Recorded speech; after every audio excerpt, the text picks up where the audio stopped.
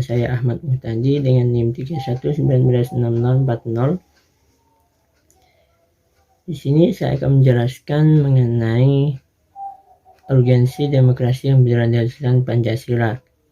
Pengertian demokrasi sendiri pada dasarnya merujuk pada seperti yang dinyatakan oleh Lincoln, mantan Presiden Amerika Serikat, the government from the people, by the people, and for the people. Pemerintahan oleh rakyat, dari rakyat, dan untuk rakyat. Untuk demokrasi yang dianut di Indonesia, menurut Budi Harjo dalam buku Dasar-Dasar Politik, bahwa Indonesia menganut demokrasi yang berdasarkan Pancasila yang masih terus berkembang dan sifat serta cirinya terdapat berbagai tafsiran dan pandangan. Meskipun demikian, tidak dapat disangkal bahwa nilai-nilai pokok dari demokrasi konstitusional telah cukup tersirat dalam Undang-Undang Dasar Negara Kesatuan Republik Indonesia 1945. Demokrasi konstitusional adalah suatu sistem pemerintahan yang demokratis dengan menitik beratkan konstitusi sebagai suatu yang paling tinggi dan ditakuti. Suatu negara terbentuk karena adanya kekuasaan pemerintahan yang diberikan dari rakyat. Demokrasi sebagai pemegang peran penting dalam masyarakat dan dalam aturan suatu negara. Tanpa adanya demokrasi di suatu negara dan segala sesuatunya diatur oleh pemerintah, maka hilanglah kesejahteraan masyarakat dan kacaulah negara tersebut. Demokrasi sangatlah penting dan diperlukan masyarakat. Tidak hanya sekedar pemerintahan yang memegang kendali dalam pengaturan suatu negara, tapi perlu adanya masyarakat yang komplement, mendukung, dan masyarakat perlu terlibat dalam pembangunan suatu negara demi terciptanya kemakmuran dan kesejahteraan negara. Dengan demokrasi tidak akan ada saling ingin menang sendiri, saling memaksakan kehendak, saling menghina, saling melecehkan, saling menjatuhkan.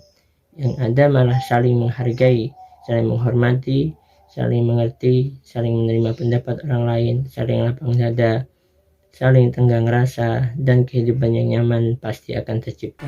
Baik, di sini saya akan melanjutkan penjelasan dari rekan saya. Saya akan membahas mengenai demokrasi yang berlandaskan Pancasila dan UUD 1945.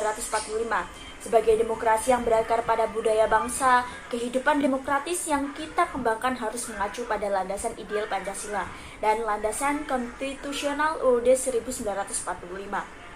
Di sini kita ketengahkan 10 pilar demokrasi Pancasila yang dipesankan oleh para pembentuk negara Republik Indonesia sebagaimana diletakkan di dalam UUD 1945. Adapun 10 pilar demokrasi Pancasila, saya akan menjelaskannya. Yang pertama, demokrasi yang berketuhanan yang Maha Esa, yang artinya seluk-beluk sistem serta perilaku dalam menyelenggarakan kenegaraan Republik Indonesia harus taat asas, konsisten atau sesuai dengan nilai-nilai dan kaidah-kaidah dasar ketuhanan yang Maha Esa. Yang kedua, demokrasi dengan kecerdasan, artinya mengatur dan menyelenggarakan demokrasi menurut Undang-Undang Dasar 1945, bukan dengan kekuatan naluri, kekuatan otot, atau kekuatan massa semata-mata. Pelaksanaan demokrasi itu justru lebih menuntut kecerdasan rohaniah, kecerdasan akliyah, kecerdasan rasional, dan kecerdasan emosional. Yang ketiga, yaitu demokrasi yang berkedaulatan rakyat, yang artinya kekuasaan tertinggi ada di tangan rakyat. Secara prinsip, rakyat memiliki atau memegang kekuatan dalam batas-batas tertentu. Kedaulatan rakyat dipercayakan pada wakil-wakil rakyat di MPR atau DPR maupun DPD dan DPRD. Yang keempat, yaitu demokrasi dengan rule of law.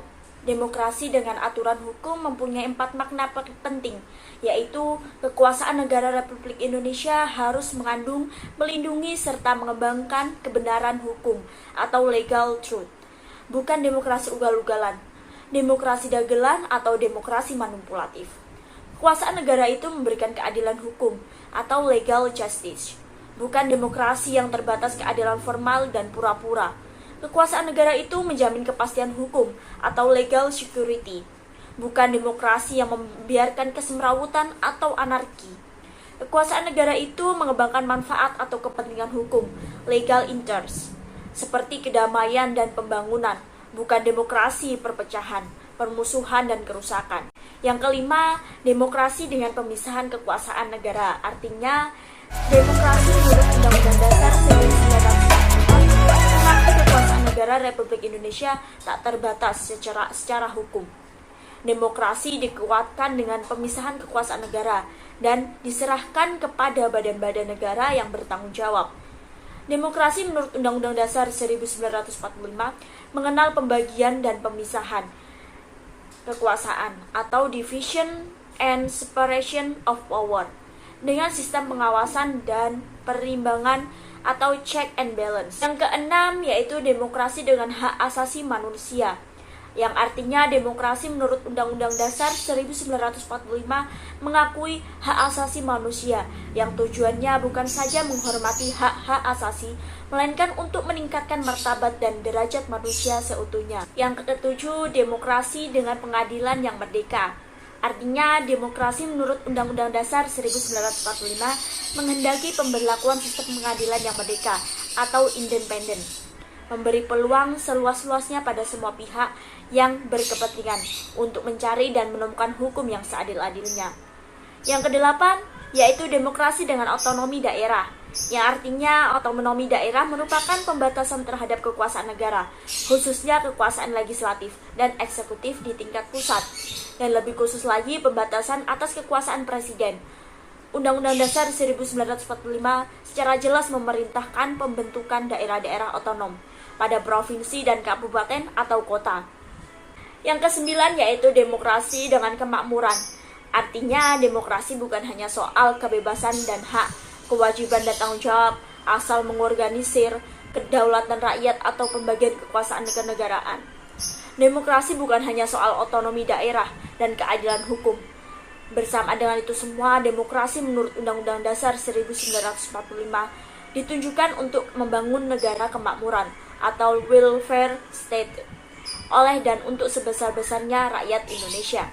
Yang ke-10 yaitu demokrasi yang berkeadilan sosial, yang artinya demokrasi menurut Undang-Undang Dasar 1945 menggariskan keadilan sosial di antara berbagai kelompok, golongan, dan lapisan masyarakat. Tidak ada golongan, lapisan, kelompok, satuan, atau organisasi yang jadi anak emas, yang diberi berbagai keistimewaan atau hak-hak khusus. Sekian penjelasan dari saya.